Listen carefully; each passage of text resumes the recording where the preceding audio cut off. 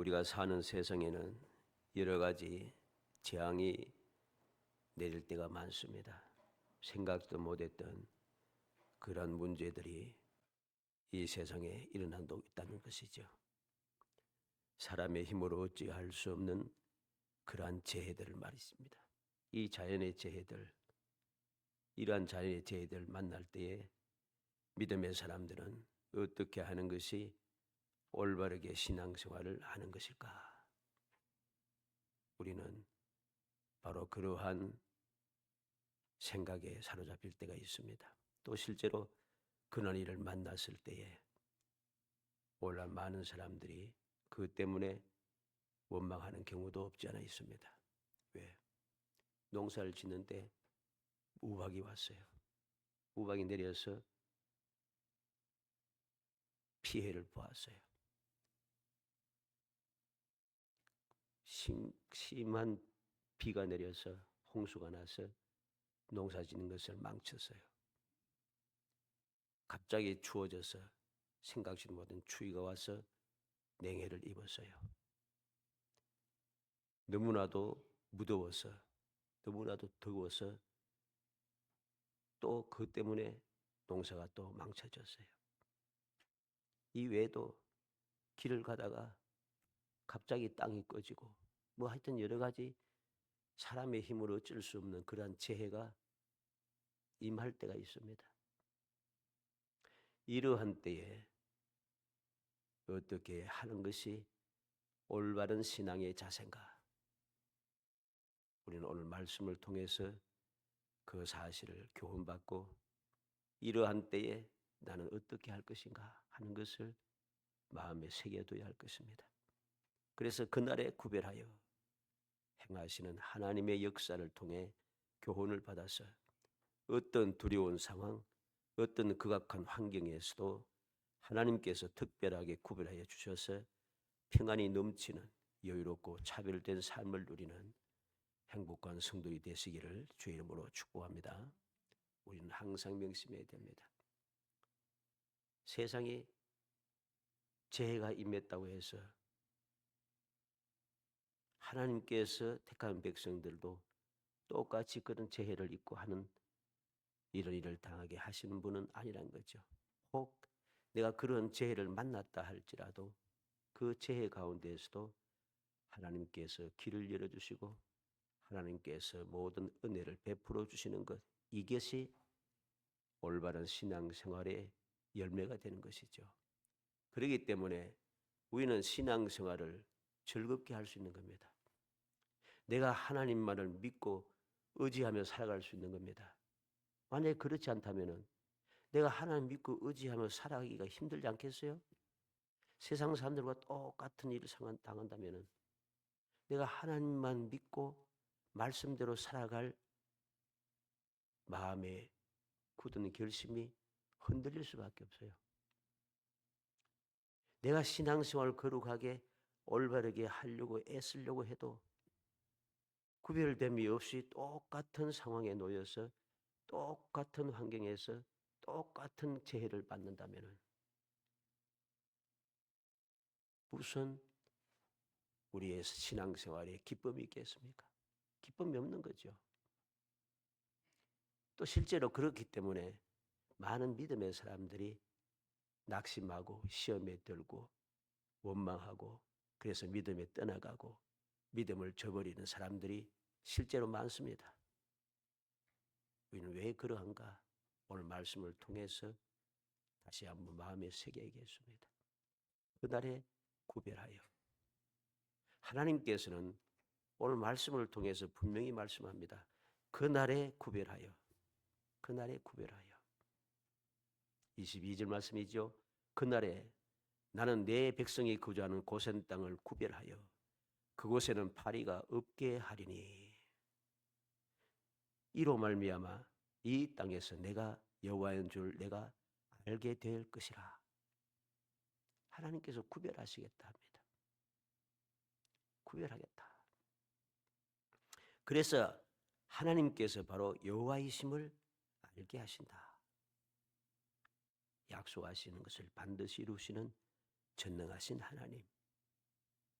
스스로 계시는 하나님, 전지전능하신 하나님이신 것을 누구나 다 알게 역사해 주신다는 것입니다. 이러한 역사, 이러한 약속이 있기 때문에 오늘날도 믿음의 사람들은 구약 성경 또는 신약 성경 이 말씀 이외에도 오늘날 많은 믿음의 사람들은 말씀을 믿고 오늘도 살아계시고 약속하신 대로 반드시 이루시는 전지전능하신 하나님 아버지의 사랑을 믿기 때문에 오늘도 담대하게 거룩한 신앙생활을 이어가는 거죠. 신앙생활을 하면서 혹 어려움이 있다 할지라도 감사하며 살아가는 것이고 그 험악한 삶 속에서도 소망 중에 즐거워하며 앞을 향하여 전진해 가는 것이고 모든 것이 막막하고 억울한 일이 자꾸만 생기고 억울한 감정이 생겨도 믿음의 주 온전케 하신 예수 그리스도만 바라보고 예수님께서도 이 땅에 오셔서 십자가에 돌아가셨다는 것.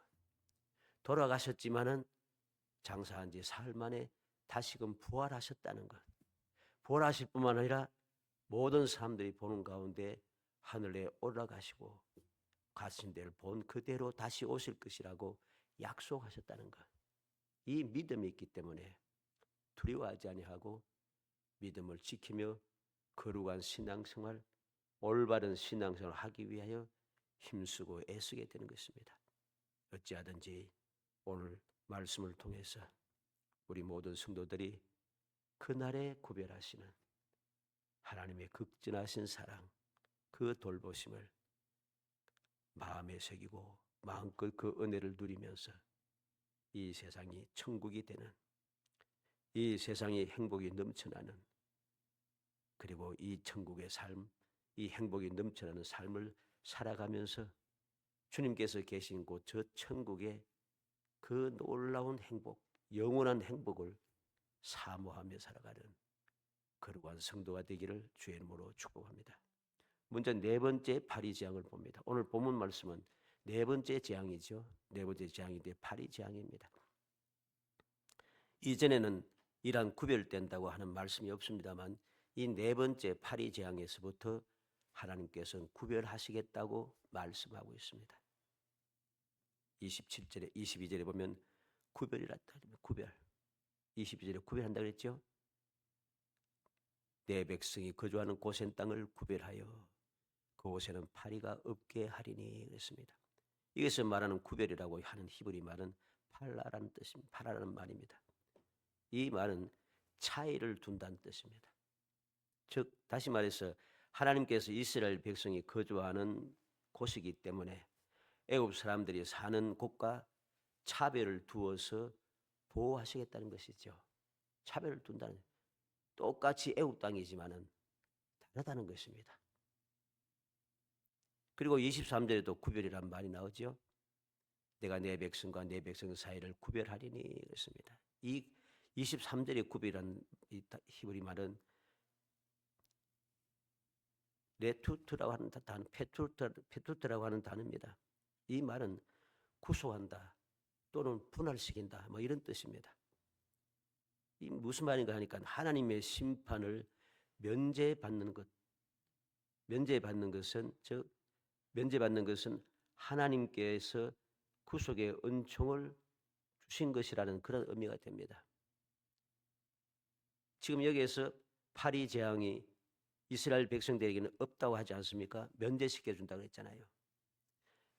파리 재앙에서 면제되는 이것은 하나님의 구속의 은총이란 것이죠.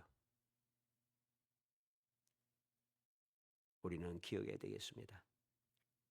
원래는 이 나일강 삼각주 이게 위치한 고센 땅은 지리적으로 각종 재앙의 영향을 더 많이 받는 곳입니다.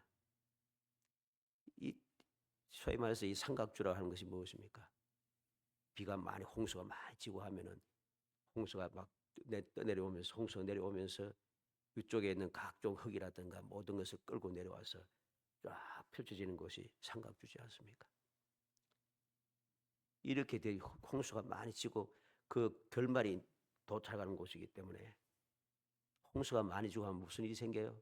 질병이 많이 생깁니다. 여러 가지 문제가 발생하는 곳이 많은 곳이 이 고센 지역이에요. 그런데 그러한 땅임에도 불구하고 이스라엘 백성들이 그곳에 거주하기 때문에 그 영향권이 완전히 벗어난다는 겁니다. 환경을 주관하시는 하나님의 권능으로 보호받기 때문인 것이죠. 이 얼마나 놀라운 일입니까? 애굽 온 땅이 파리가 가득하여 황폐하게 되어도 하나님의 택하신 백성들이 거주하는 그 고센 땅에는 아무런 문제가 없다는 것입니다. 한번 생각해 보세요. 파리 한 마리가 있어도 앵앵거려도 막 신경이 쓰이고 곤두서는데 파리가 한두 마리도 아니고 오늘 말씀해 보니까 뭐라고 했습니까? 파리가 가득 차 있어요. 파리가 21절에 보면 내가 만일 내 백성을 보내지 아니하면 내가 너와 내 신하와 내 백성과 내 집들의 파리떼를 보내리니 애굽 사람의 집집에 파리떼가 가득할 것이며 그들이 사는 땅에도 그러하리라. 얼마나 놀랍습니까? 얼마나 놀랍습니까?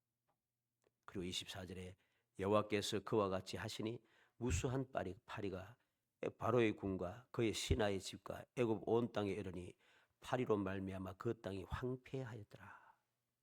파리가 가득 차 없는 곳이 없어요. 집안이고 바뀌고 할 것 없이 파리로 가득 차 있어요. 얼마나 징그럽겠습니까? 굉장히 이 황폐했다는 말이 우리가 기억해야 됩니다. 황폐하였다. 파리가 많다고 황폐해지는가? 황폐해집니다. 실제로. 어떤 음식이라든가 이렇게 딱 놓고 난 다음에 파리떼가 딱 와서 몰리기 시작하면 금방 그 없어집니다. 음식이. 왜? 무진장하게 먹어졌기 때문이죠. 이 파리떼가 애굽 온 땅에 지변이고 바뀌고 할 것 없이 차 있으니까 모조리 먹어치우는 거죠. 견딜 수가 없어요. 보기도 징그럽고. 그런데 이스라엘 백성들이 살고 있는 고센 땅은 하나님께서 구별했습니다. 하나님께서 차별을 두었습니다. 애굽 모든 다 애굽 사람들이 사는 땅과 이스라엘 백성들이 사는 땅을 차별을 두었다는 것이죠. 그리고 그들을 완전하게 분할시켜서 그들로 하여금 그 모든 환난을 면하게 해주셨다는 것. 우리는 이 놀라운 하나님의 은혜를 기억해야 됩니다. 그러니까 무슨 의미가 있습니까? 이러한 재난이 임하여도 온 세상에 가득하여 사람의 힘으로 어쩔 수 없는 그러한 파리가 가득 차서 황폐하게 되는 이러한 재난이 임하여도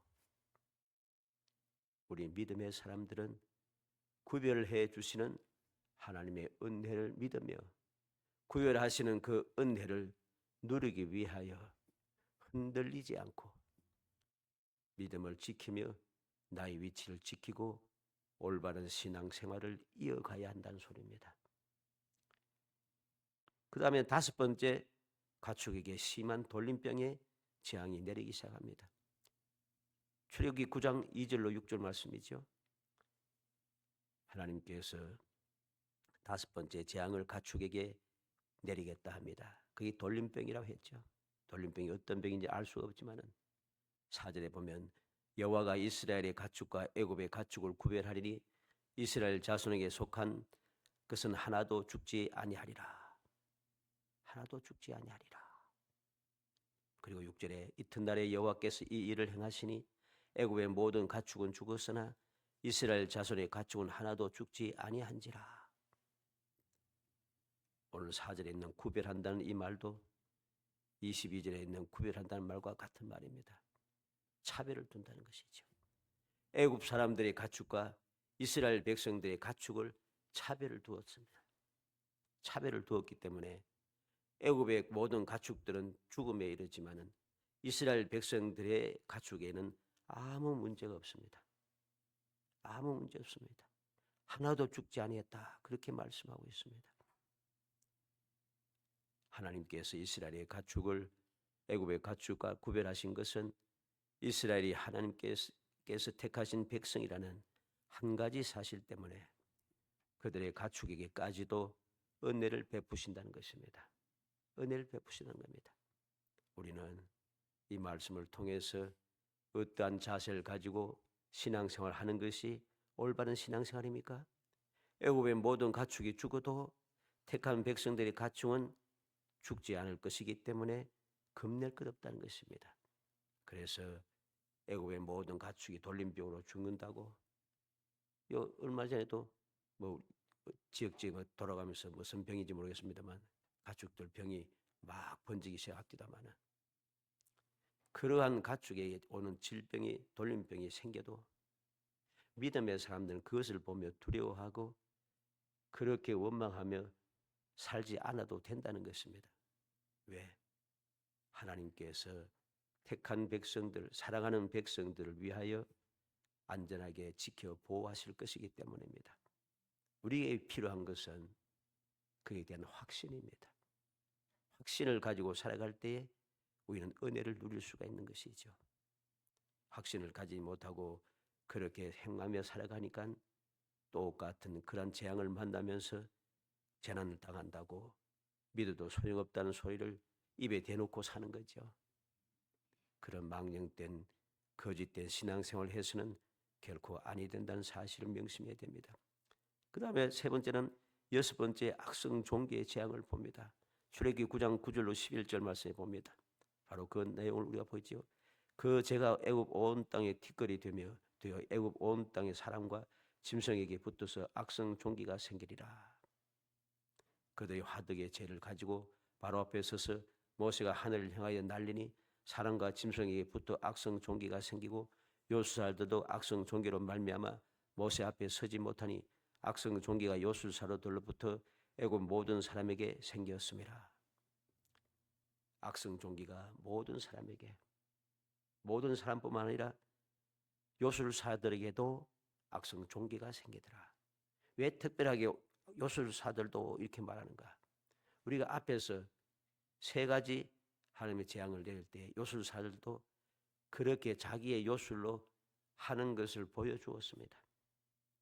쉽게 말해서 능력자라는 거죠.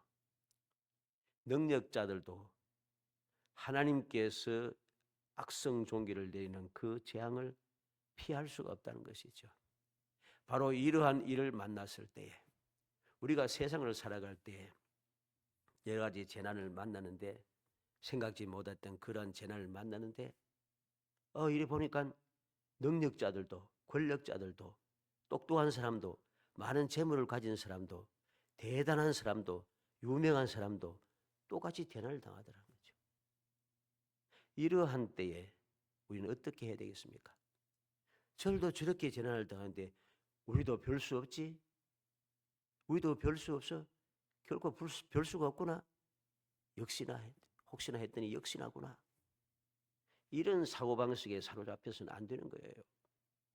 믿음의 사람들은 비록 능력자들조차도 그러한 재앙을 만나서 어찌할 방법이 없다 할지라도 하나님의 택한 백성들은 하나님께서 아무 고통도 당하지 않도록 지켜 보호하신다는 사실을 믿으며 살아가야 됩니다. 그것이 바로 우리에게 주어진 약속이고 그 약속을 믿는 사람들이 누리는 은혜인 것입니다. 그래서 예수님께서도 친히 세상을 떠나시기 전에 제 아들을 통해서 뭘 말씀했습니까? 무슨 독을 마실지라도 해를 당하지 아니하며 여러 가지 환난과 여러 가지 핍박이 끊임없이 일어날지라도 평안 주신다고 약속합니다. 왜? 내가 세상을 이겼기 때문이라.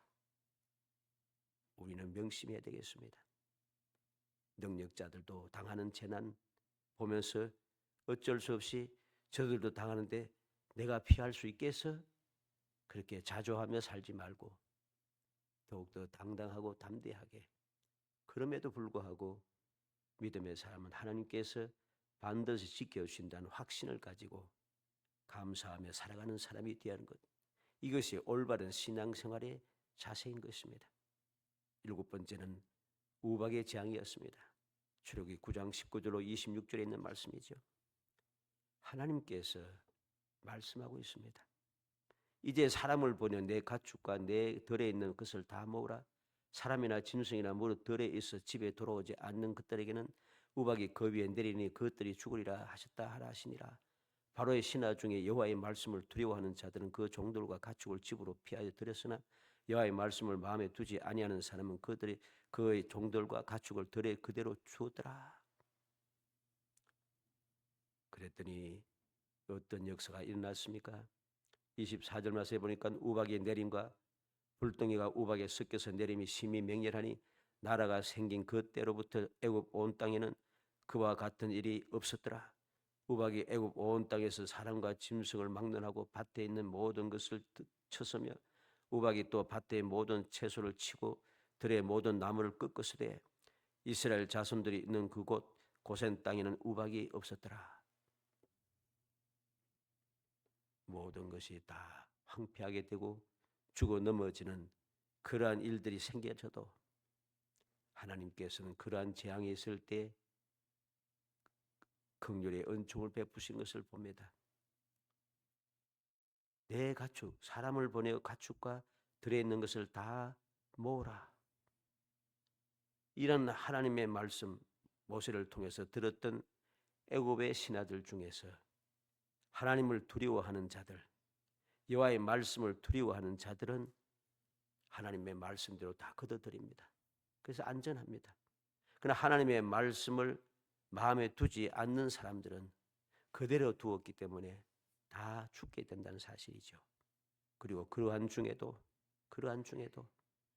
이스라엘 자손들이 있는 그곳에 그곳 고센 땅에는 우박이 없었더라. 하나님의 말씀을 두려워하는 자들은 우박의 해를 당하지 않고 이스라엘 백성들에게는 우박이 내리지도 않는다는 것이죠. 그러나 하나님의 말씀을 마음에 두지 않는 그러한 애굽 사람들에게는 이제까지 없었던 우박의 재앙이 그들에게 임하게 된다는 것입니다. 우리는 이것을 보면서 어떠한 마음의 자세를 가지고 신앙생활을 해야 할 것입니까? 하나님의 말씀을 두려워하는 자들 이방 사람일지라도 그들은 해를 당하지 않아요. 그러다 보니까 믿음의 생활을 한다고 하는 사람들이 이러한 재난을 만났을 때 저 사람 믿지도 않는 저 사람은 해를 당하지 않는데 나는 왜 믿는데 해를 당하는가? 그렇게 이야기하는 사람들이 종종 있어요. 그런 말 할 자격이 있는가? 그 사람들의 사고방식과 신앙생활의 자세를 보면 알 수 있습니다. 하나님의 말씀을 두려워하는 자들은 믿지 않는 사람이라 할지라도 하나님께서 그들에게 긍휼의 은총을 베푸십니다. 하나님께서 무조건하고 무자비하게 재앙을 내리시는 분이 아니란 사실이죠. 그래서 하나님의 말씀을 두려워하는 자들은, 그래서 말씀대로 행하는 자들은 이방인일지라도 기회를 주신다는 것이고, 하나님의 말씀을 마음에 두지 않는 사람은 하나님께서 계획하신 대로 그들의 재앙을 내리신다는 것입니다. 그러나 하나님의 백성에게는 우박이 내리지도 않습니다. 그런데 왜 나는 우박이 내렸는가? 좀 문제가 있겠죠. 뭐 환경이 그러니까 어쩔 수 없다라고 말할 수도 있습니다만은, 그러나 그런 말을 하기 전에 나 자신을 살펴야 됩니다. 오늘 이 말씀은 특별한 때죠. 그 때문에 정신을 차려서 왜 이런 일이 생겼는가? 믿지 않는 저 사람도 괜찮은데 나는 왜 이 일을 만났는가? 이걸 살펴야 되겠죠. 그래서 왜 나는 구별됨을, 은혜를 누리지 못했는가? 왜 하나님께서 차별해 주시는 그 은혜 가운데 나는 거하지 못했는가? 이걸 생각해야 됩니다. 우리는 올바르게 말씀을 통해서 올바르게 교훈을 받아야 됩니다. 그냥 말씀을 자세히 잘 읽어봐야 돼요. 그냥 대충 읽으니까 하나님의 뜻을 모르고 그냥 자꾸만 원망하고 불평하게 되는 거예요. 말씀을 제대로 읽고 정신을 차려서 기도하면서 묵상함으로 하나님의 뜻을 깨닫고 하나님의 교훈을 올바르게 받아들여야 됩니다. 그래야지 문제가 없는 것이죠. 그 다음에 8번째 재앙을 봅니다. 8번째 재앙은 메뚜기 재앙이었죠. 출애굽기 10장 4절에서 7절 말씀이고, 그리고 출애굽기 10장 13절에서 17절까지 내용이 그 결과가 나타나고 있습니다. 하나님께서 말씀합니다. 메뚜기가 지면에 덮여서 사람이 땅을 볼 수 없을 것이라. 메뚜기가 내게 남은 그것 곧 우박을 면하고 남은 것을 먹으며 너희를 위하여 들에서 자라나는 모든 나무를 먹을 것이며 또 내 집들과 내 모든 신하의 집들과 모든 애굽 사람의 집들에 가득하리니 이는 내 아버지와 내 조상이 이 땅에 있었던 그 날로부터 오늘까지 보지 못하였던 것이리라. 하나님께서 이제까지 내 아버지와 내 조상이 이 땅에 있었던 그날부터 이 애굽 지역에 사람이 살던 그 옛날부터 지금 이 순간까지 한 번도 없었던 재앙의 메뚜기 재앙이 임할 것이라고 하는 하나님의 그 경고의 말씀이 전해지고 있습니다. 그랬더니 바로의 신하들이 이야기합니다. 왕은 우리가 지금 어떻게 된 줄 모릅니까? 7절에 보니까 바로의 신하들이 그에게 말하되 어느 때까지 이 사람이 우리의 함정이 되리까?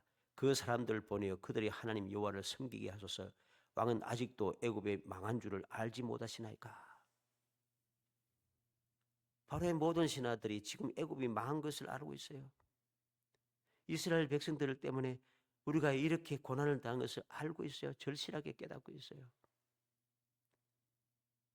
그럼에도 불구하고 바로는 그 하나님의 재앙을 통해서 교훈을 받지 못하고 전혀 생각을 바꾸지 않아요. 결과가 무엇입니까? 14절로 15절에 출애굽기 10장 14절 15절에 보면 메뚜기가 애굽 온 땅에 이르러 그 사방에 내림에 그 피해가 심하니 이런 메뚜기는 전에도 없었고 후에도 없을 것이라.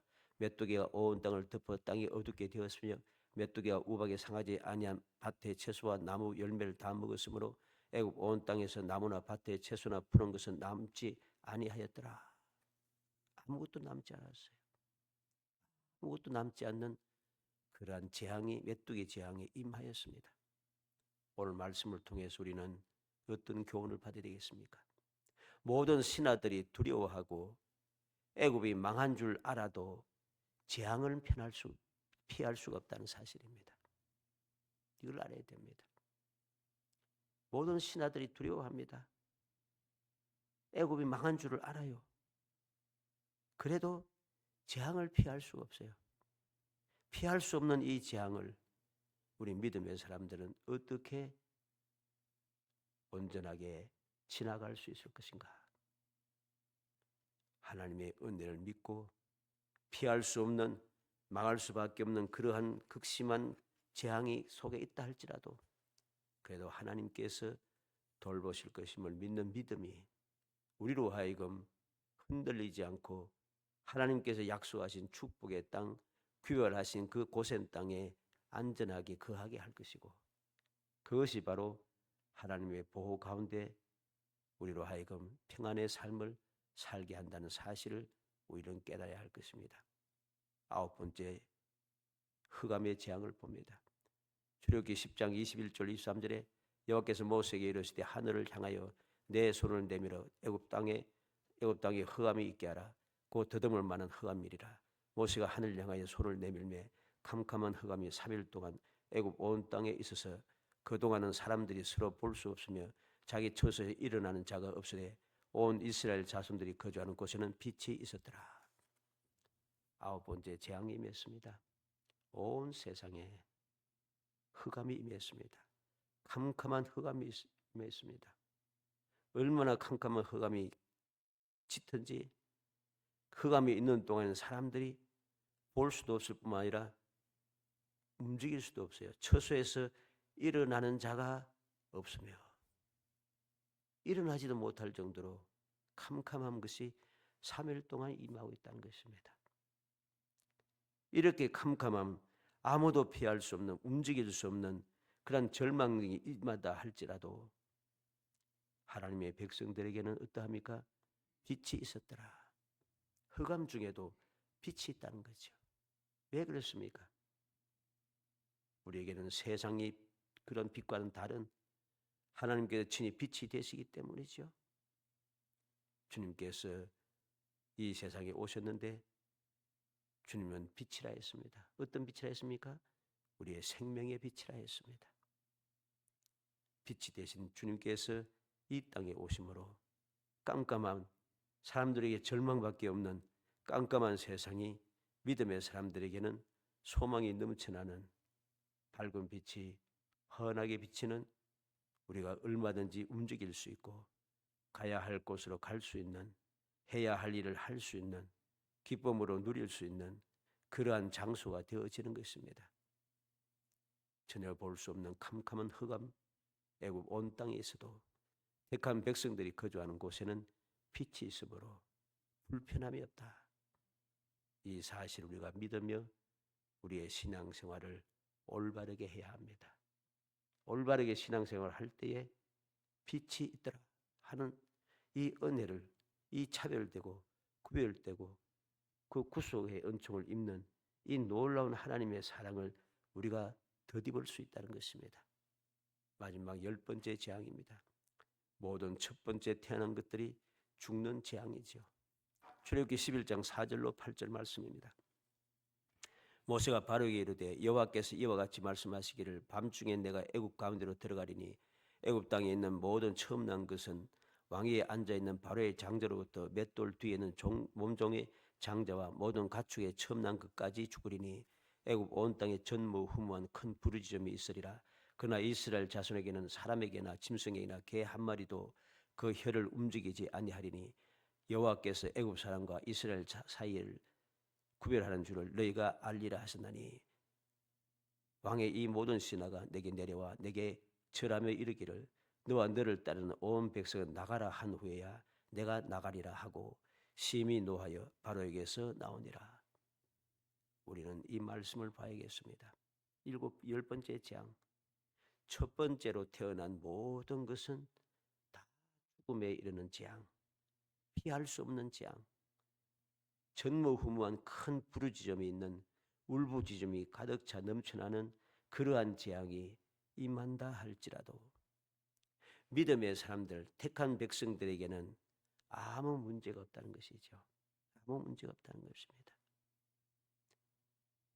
이스라엘 백성에게는 정반대로 사람이나 짐승이나 개 한 마리도 혀도 움직이지 않는 평안함이 있다는 것이죠. 이런 하나님께서 이스라엘 백성들을 구별하여 보호하심을 확실하게 보여주는 그런 말씀인 것입니다. 우리는 기억해야 되겠습니다.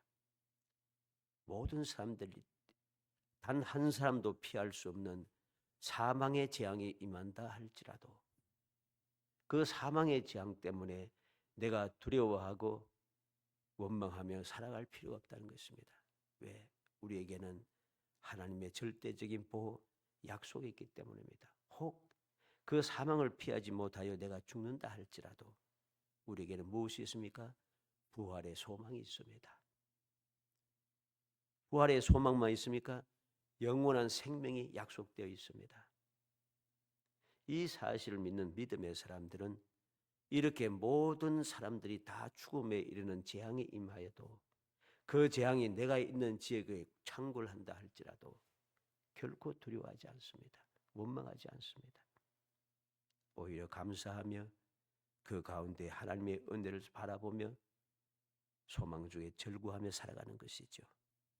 이게 바로 올바른 신앙생활인 것입니다. 사랑하는 성도 여러분, 하나님의 택함을 받은 믿음의 사람들은 어떤 상황, 어떤 환경에 있을지라도 절대적인 보호와 안전과 평안이 있다는 사실을 우리 말씀을 통해서 마음에 새기고 굳게 믿음으로 우리의 생각과 마음을 사로잡아야 됩니다.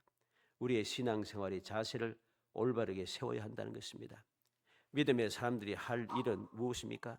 오직 한 가지, 나를 택하여 자녀의 권세를 주신 하나님을 믿고 내가 있는 위치를 굳게 지키며 요동하지 않고 주님께서 내게 베푸실 은혜를 감사하며 누리는 것, 이것이 우리가 할 일입니다. 이러한 생활이 올바른 신앙생활이라는 사실입니다. 세상에 일어나는 각종 재난을 보면서 호들갑 떨 필요 없습니다. 두려워하고 근심 걱정할 필요 없습니다. 원망할 것 없습니다. 하나님의 절대적인 약속의 말씀을 우리는 마음에 새기고 또 새겨야 됩니다. 우리가 해야 할 것은 믿음으로 평안을 누리는 것입니다. 누가복음 2장 14절에 지극히 높은 곳에서는 하나님께 영광이요 땅에서는 하나님의 기뻐하시는 사람들 중에 평화로다. 예수님께서 이 땅에 오신 것이 무엇입니까? 하나님께 영광이고 우리 사람 땅에서 우리 사람들에게는 평화라 했습니다.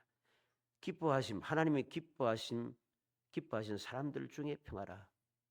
하나님을 믿고 하나님의 택함을 받으며 믿음을 지키고 올바른 신앙생활을 하는 사람들에게는 그 무엇이라도 다 평화가 된다는 것입니다. 왜?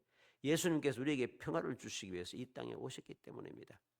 그 평화를 주시기 위해서 오신 주님께서 요한복음 14장 27절에 평안을 너에게 끼치노니 곧 나의 평안을 너에게 주노라. 내가 너에게 주는 것은 세상에 주는 것 같이 아니하니라. 너희는 마음에 근심하지도 말고 두려워하지도 말라고 했습니다. 요한복음 16장 33절에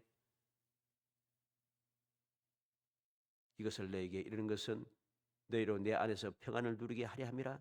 세상에서는 너희가 환난을 당하나 담대하라. 내가 세상을 이겼노라 했습니다. 그리고 또 주님께서는 요한복음 10장 10절에 뭐라고 했습니까? 내가 온 것은 양으로 생명을 얻게 하고 더 풍성히 얻게 하려는 것이라. 주님께서 이 땅에 오신 목적이 무엇인가를 우리는 잊지 않고 마음에 새겨야 됩니다. 그 사실을 잊어서는 안 되는 겁니다. 항상 기억하고 명심하여 마음에 새겨두고 그 말씀을 의지하며 그 말씀을 붙잡고 담대하게 내 위치를 지키며 하나님께서 원하시는 대로 주님께서 본을 보여주신 대로 올바른 신앙생활을 해 나가야 됩니다.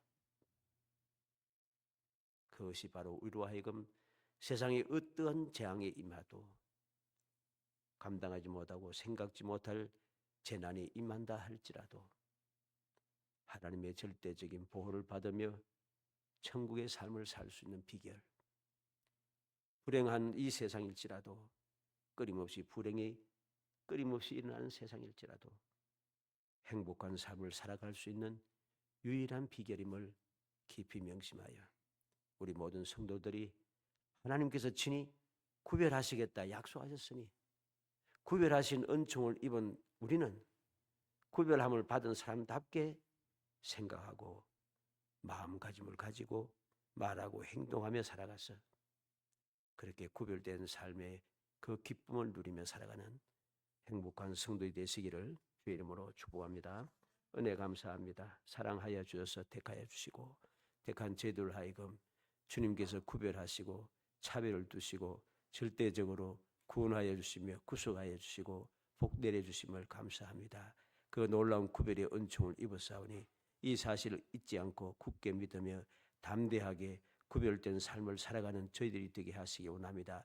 결코 불신앙에 사로잡히고 시험에 들어서 흔들리고 이리저리 헤매고 다니는 사람이 아니라 절대 흔들리지 않고 굳게 서서 마음껏 주님 예비하신 그 은혜를 누리며 행복한 삶을 끊임없이 누리며 살아가는 요지부동한 축복의 삶이 될 수 있도록 은총을 베풀어 주옵소서. 예수님의 이름으로 기도합니다. 아멘.